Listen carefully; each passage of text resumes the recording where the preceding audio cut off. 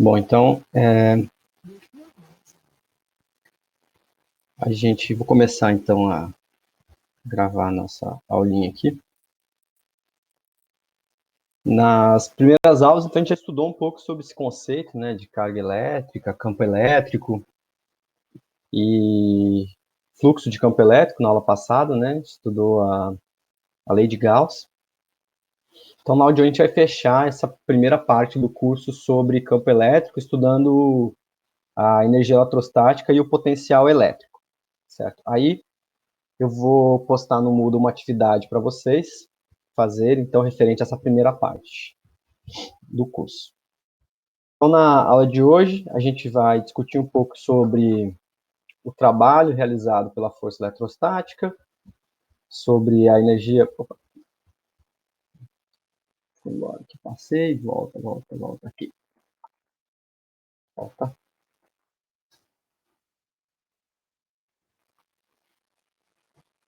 Selecionar isso aqui. Pronto. Trabalho realizado pela força eletrostática, energia potencial eletrostática, então falar sobre a energia referente a um sistema de cargas, né?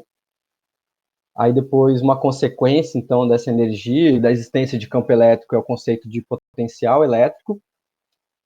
E depois eu vou mostrar como que pode ser calculado o campo elétrico no sistema a partir do potencial elétrico, certo? E aí no final a gente vai falar um pouco sobre os fenômenos de superfície equipotenciais, se bem que eu acho que isso não está na aula. Enfim. Bom, então sobre o trabalho realizado. Você pode perguntar, então, a gente viu nas primeiras aulas, né, que se eu tiver um sistema contendo, por exemplo, duas cargas, né?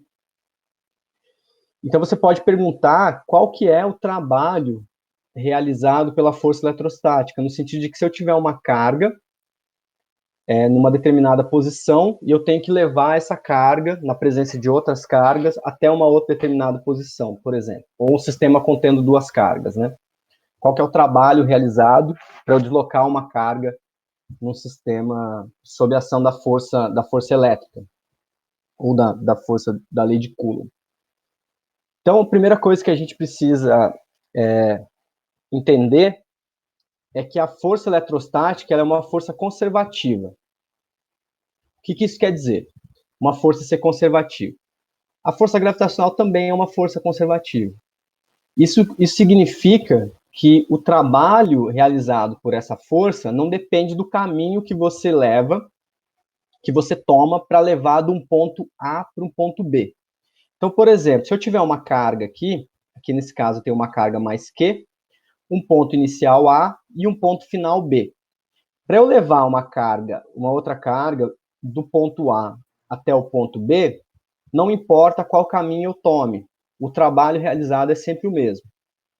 No caso da força gravitacional, né, vocês viram nos cursos de Física 1 de vocês, que o trabalho realizado para você subir um plano inclinado com uma determinada massa é o mesmo de você subir por uma escada até aquele ponto, né? O trabalho realizado é o mesmo. Por quê? Porque todo o trabalho nessas componentes que estão perpendiculares à força, então aqui a força está apontando nessa direção e o seu caminho está apontando numa direção perpendicular aqui, fazendo 90 graus, né? O trabalho é igual a zero, né? Uma vez que a gente viu que o trabalho ele é definido, né, a partir da integral da força vezes o deslocamento, para ir de um ponto A até um ponto B, né?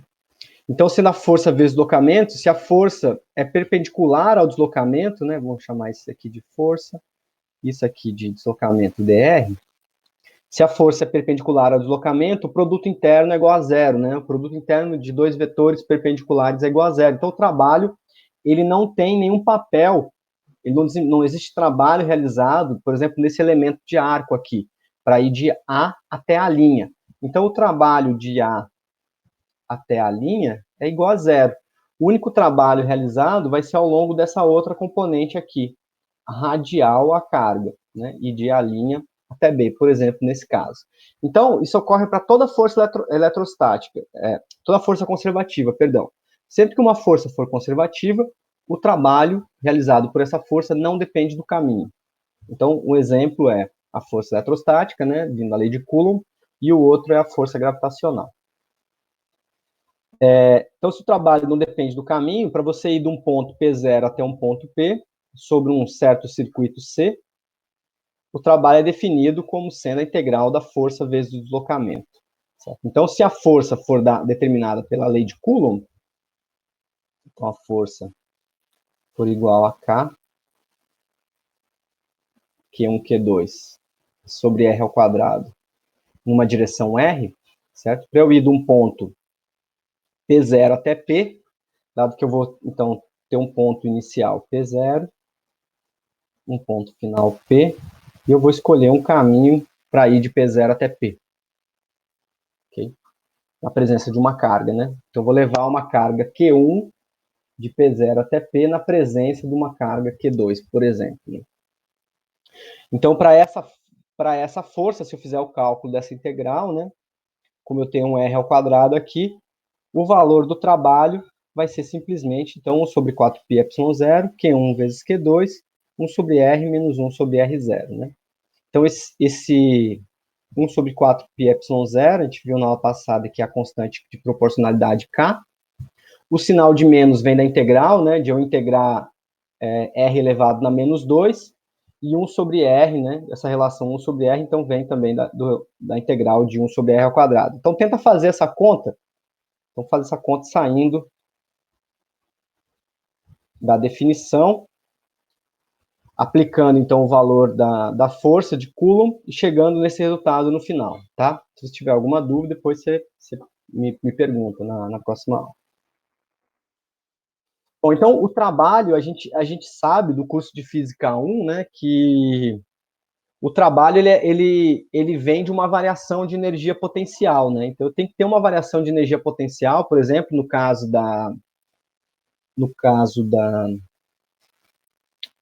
força gravitacional, né? Da força gravitacional, eu tenho que ter uma diferença de potencial para realizar trabalho. Ou, né, uma variação na energia, na energia cinética, né? Então, o trabalho pode ser definido a partir do teorema do trabalho e energia cinética. Então, se eu aplicar o trabalho e energia cinética mais a conservação da energia, né, que é o que acontece com as forças conservativas, então isso vem, conservação da energia, ocorre para forças conservativas.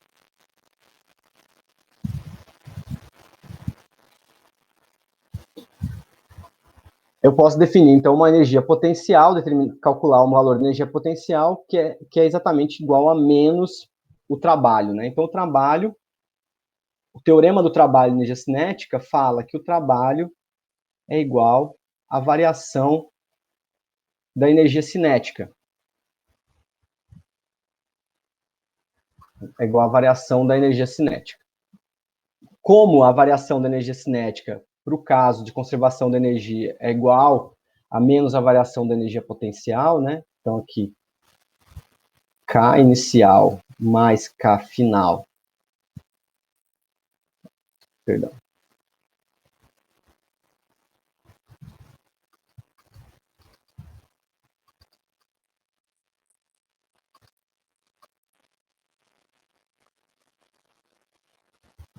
Mais o inicial é igual a K final mais o final, certo? Então, eu substituo, né, eu isolo a variação de K nessa expressão, substituo aqui, eu tenho uma relação entre a energia potencial, a variação da energia potencial e o trabalho realizado para mover a carga. Então, nesse caso, usando a expressão encontrada anteriormente, né, a variação da energia potencial para uma carga, então aqui é um sistema contendo uma carga Q1 e uma carga Q2, é simplesmente igual a menos o trabalho. Então, a gente pode criar uma definição para o que é energia potencial. Então, aqui, a gente está falando da variação da energia potencial, né? Mas lá no caso da força gravitacional, eu consigo definir um valor para essa energia potencial, né? Vocês viram que a energia potencial é igual a massa vezes a gravidade vezes a altura, né? Em relação ao que a gente chamaria de energia potencial igual a zero. Aqui também eu preciso definir, então, em relação a algo, né? Então, essa medida de referência, ela vem do fato de você falar o seguinte, bom, eu estou aqui, então, sentado na minha cadeira, no meu apartamento, aqui eu vou definir que essa aqui é a energia potencial igual a zero, eu pisando no chão. E o teto aqui vai ser o valor da energia potencial, que vai depender, então, da massa, por exemplo, do meu corpo, né? Se eu for até o teto, vezes a gravidade, vezes a altura do chão até o teto, né? Só que se eu andar até a janela mais próxima e eu pular da janela mais próxima, eu vou ver que eu não estou com energia potencial igual a zero, né? Então, essa definição de energia potencial foi um valor de referência que eu criei. O chão é uma referência, é o zero. Porque eu estou sempre falando em variação, né? Então, se eu falar da variação lá do chão até aqui no piso, né? No chão do meu apartamento, lá do primeiro andar, né? Até o piso do meu apartamento e o primeiro andar até o teto do meu apartamento, né? A variação é a mesma que se eu considerar do piso até o teto, né? Então, mas existe um valor de referência para eu falar quando eu falo, para eu determinar o que é a energia potencial, né? Que é a energia potencial do teto, por exemplo, ou a energia potencial do chão. No caso da força eletrostática, eu tenho que definir um valor de referência também. Esse valor de referência é definido como sendo o infinito. Então, a energia potencial da força eletrostática, ela é definida por dado um afastamento relativo R, né, entre duas cargas, né, Q1 e uma outra carga, Q2, a uma distância R entre elas, que esse número aqui é um 2, tá? Q2. A uma distância R entre elas, a energia potencial desse sistema, ele é calculado a partir da energia, da variação da energia potencial para trazer a carga 2 do infinito, lá do infinito, até o ponto R. Então é assim que a gente calcula, assim que a gente define o valor da energia potencial eletrostática. Então o valor de referência é lá no infinito. No caso da força gravitacional, eu escolhia como sendo o chão, aqui eu escolho como sendo o infinito. Por quê? Porque se eu tomar 1 sobre R para R indo para infinito é igual a zero, né? Então eu estou escolhendo lá um valor que de fato é zero. Então a energia potencial eletrostática é definida como sendo qual que é a energia que eu gasto para trazer uma carga do infinito até o ponto R. Certo? Então essa é a definição e esse é o valor para essa energia potencial. A partir disso, então, eu consigo, a partir da energia potencial, eu consigo caracterizar uma outra grandeza, né? Então, aqui, se eu voltar para esse exemplo aqui, eu estou falando o seguinte, que eu peguei uma carga Q2, coloquei ela no infinito e trouxe ela até perto da carga Q1. Isso implica, então, que existe uma grandeza referente à existência da carga Q1, que é o campo elétrico. Nós vimos, então, na aula passada, então, que o fato de existir a carga faz com que exista campo elétrico. O fato de existir campo elétrico, então, cria uma outra grandeza que possui uma certa analogia com a energia potencial. Essa outra grandeza é chamada de potencial elétrico.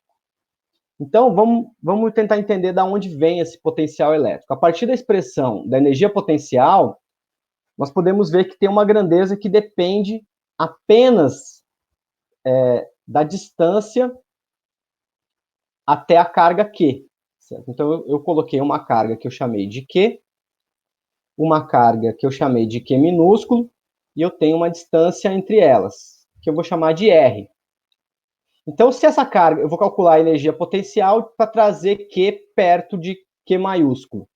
Agora, se fosse uma outra carga, com outro valor de Q minúsculo aqui, certo? O valor de energia seria diferente, mas eu não estou alterando em nada essa carga Q maiúscula que está parada aqui.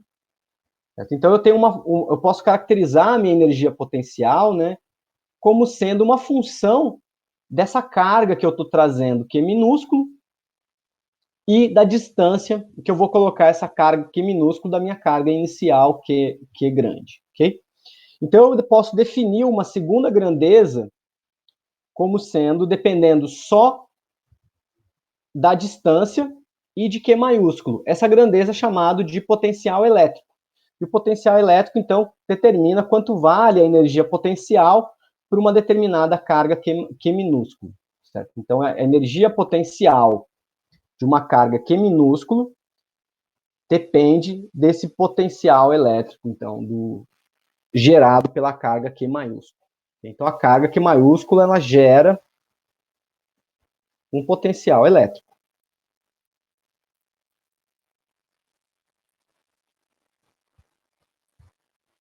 Gera um potencial elétrico V, certo? Uma diferença de potencial elétrico comparando com o que acontece no infinito. Então, eu tenho uma outra grandeza física aqui.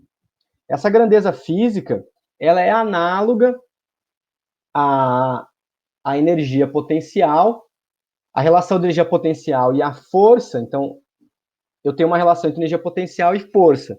Para o potencial elétrico, eu tenho uma relação entre o potencial elétrico e o campo elétrico, gerado por uma determinada carga ou por um determinado sistema.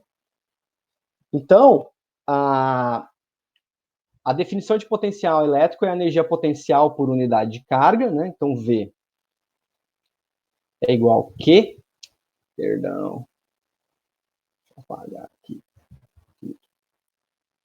Então, V é igual a energia potencial por unidade de carga, e aí eu posso definir, então, uma grandeza, que é esse valor do potencial elétrico em função do campo elétrico, uma vez que o campo elétrico pode ser escrito como sendo a força elétrica dividido por essa mesma carga.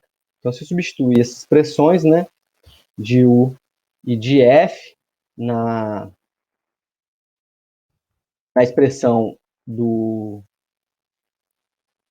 da energia potencial, tá? Aqui, que é menos o trabalho lá, eu encontro, então, uma relação entre o potencial e o campo elétrico. Um ponto importante, o campo elétrico, a gente falou anteriormente, né, ele é um campo vetorial.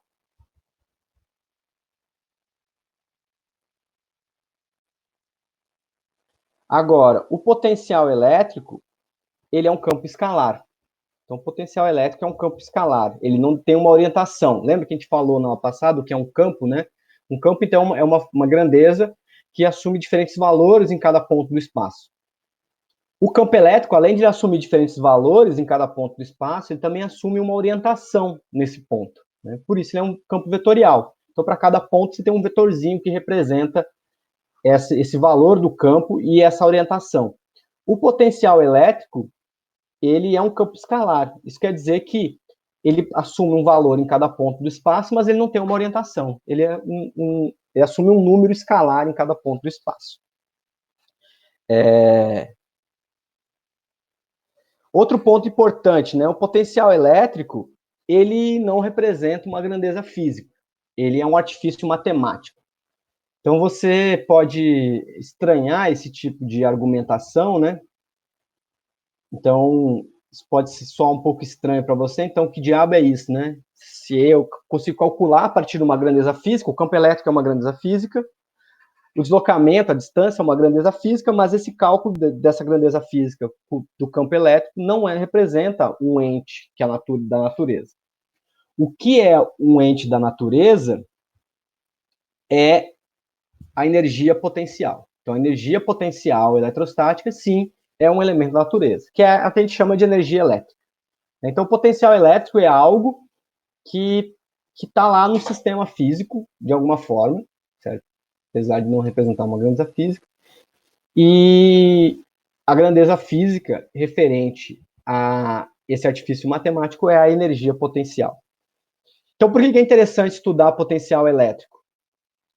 Sempre, na física, a gente sempre vai tentar sair de campos vetoriais e estudar campos escalares, encontrar formas de calcular esses campos escalares.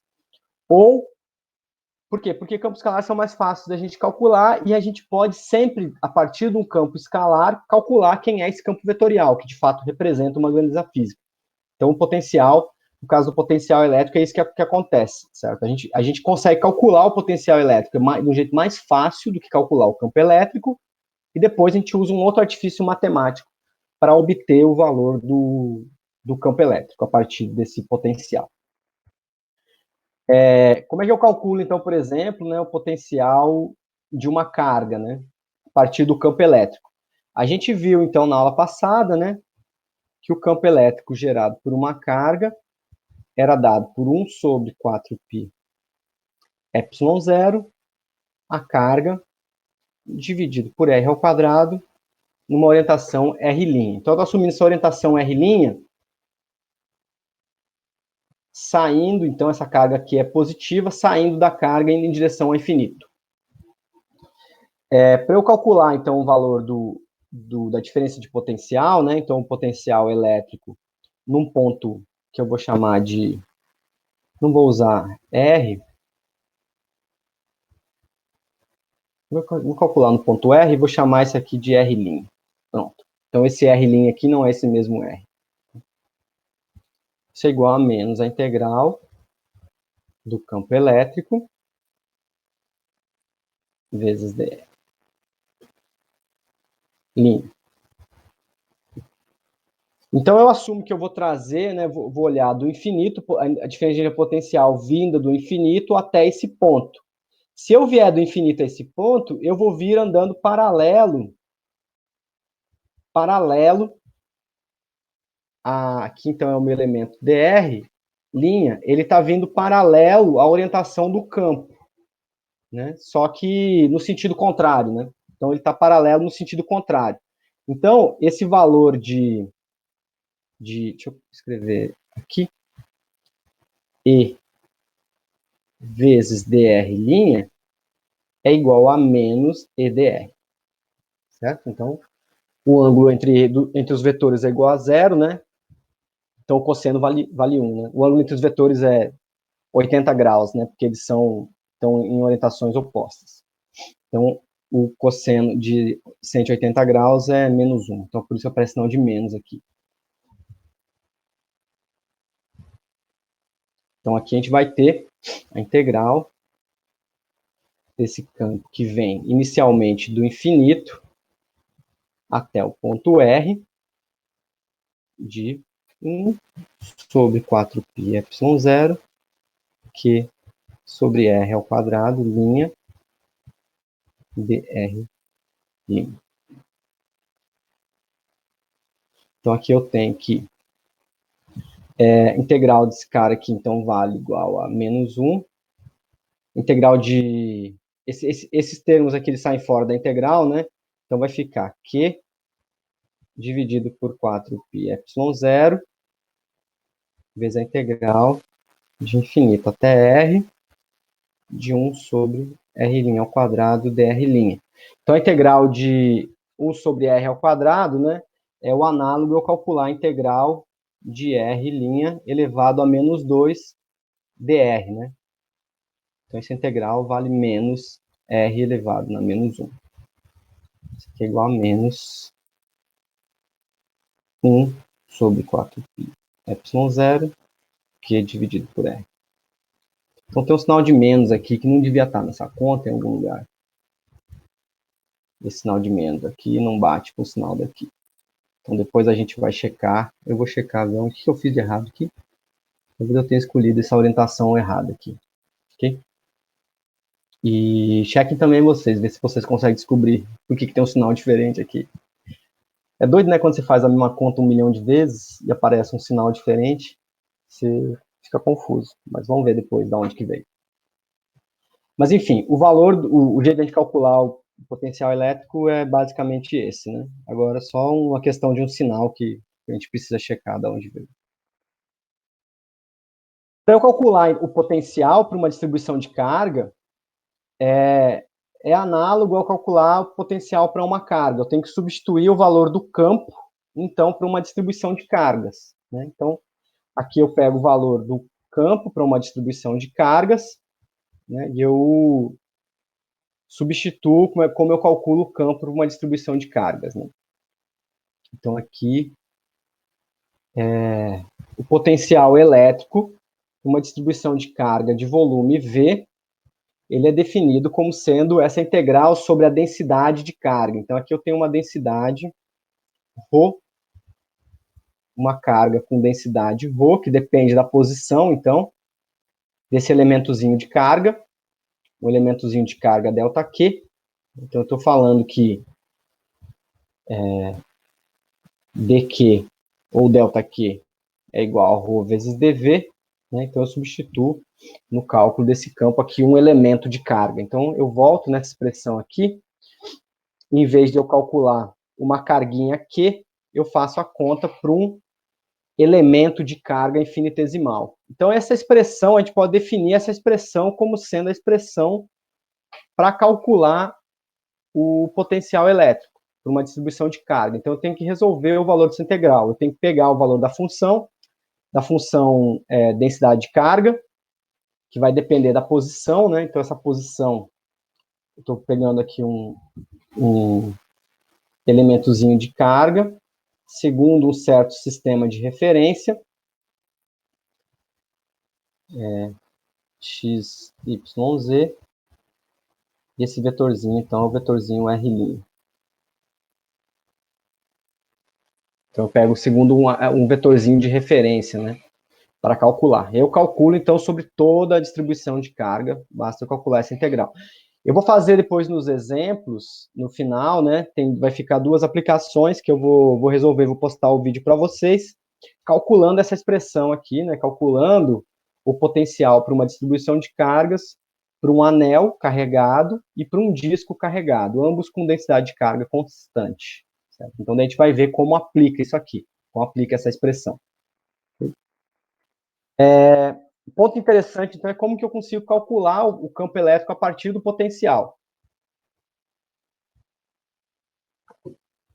Pode ser interessante eu calcular o campo a partir do potencial, porque aqui, ó, veja que essa integral aqui, ela é uma integral de 1 sobre R, né? Para o cálculo do potencial, eu sempre tinha 1 sobre R ao quadrado, o mesmo acontece com a força.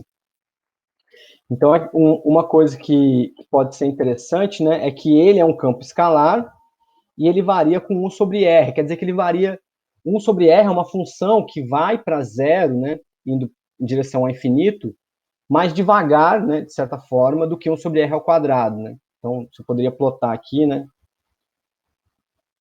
ou um gráfico, né, de 1 sobre R em função de R, isso seria uma função que vai para o infinito de uma determinada forma.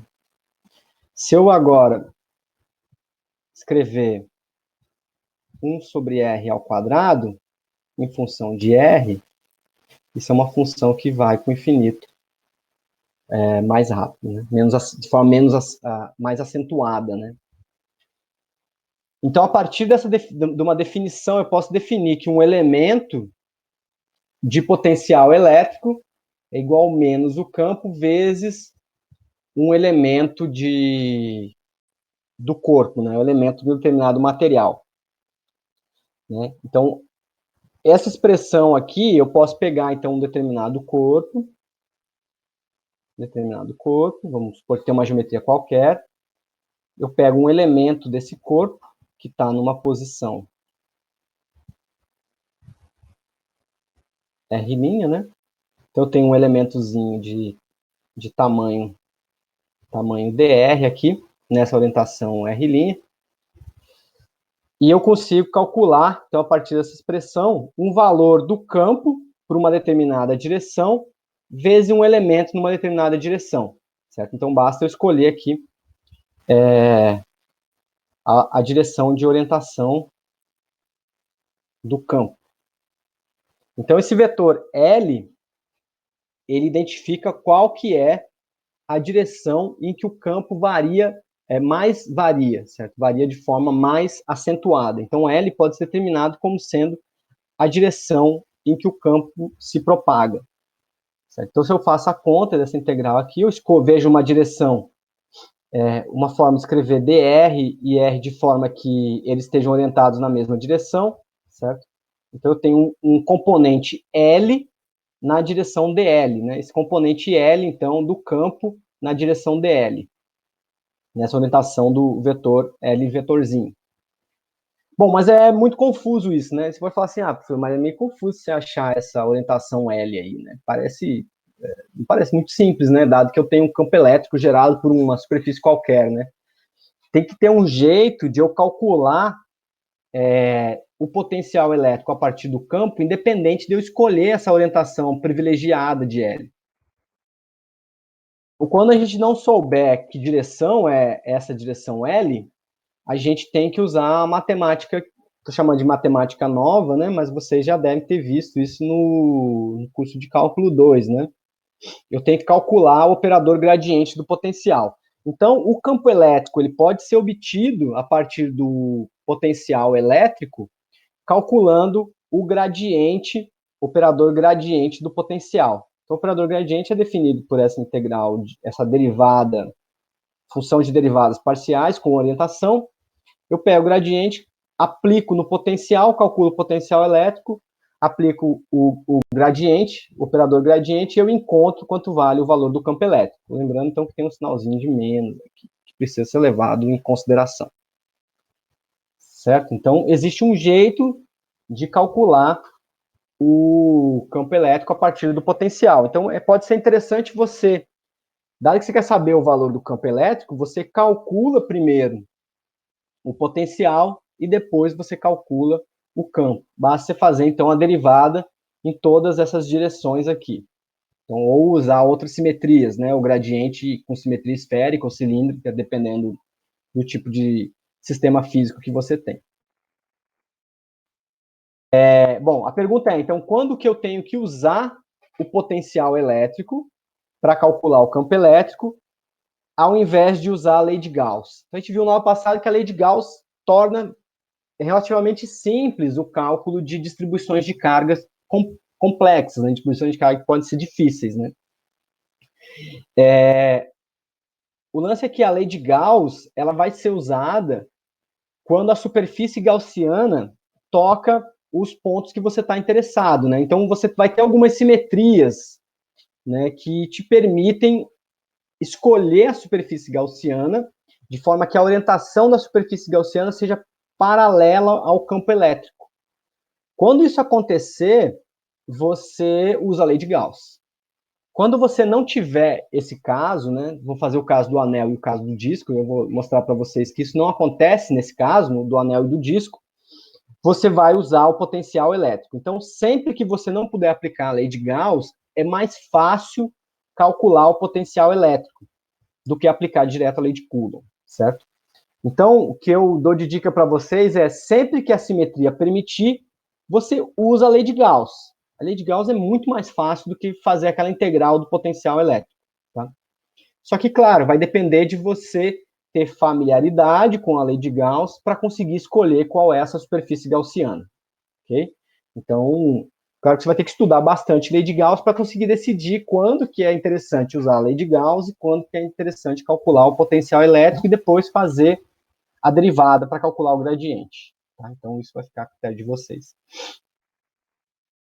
Bom, então a gente vai fazer as aplicações, né? Um fio infinito carregado, calcular qual é o potencial elétrico do fio infinito. A gente já calculou quanto é o campo, né? Usando lei de Gauss. Agora a gente vai aplicar para calcular o potencial. E também o potencial elétrico de um disco carregado. Certo? Então, aqui o disco carregado eu vou calcular direto o potencial a partir da distribuição de carga. Então, aqui tem um sistema de coordenadas. Eu tenho uma distribuição de cargas constante. Então, essa distribuição de cargas do disco ela é constante. Então, não está no enunciado, mas ela é uma constante. E eu vou calcular o potencial, então, para esse disco.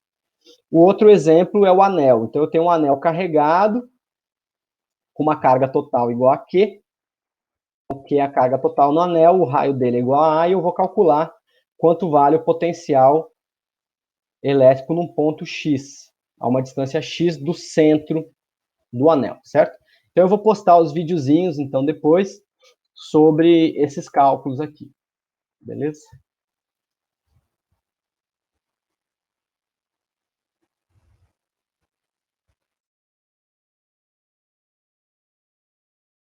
Eu vou interromper aqui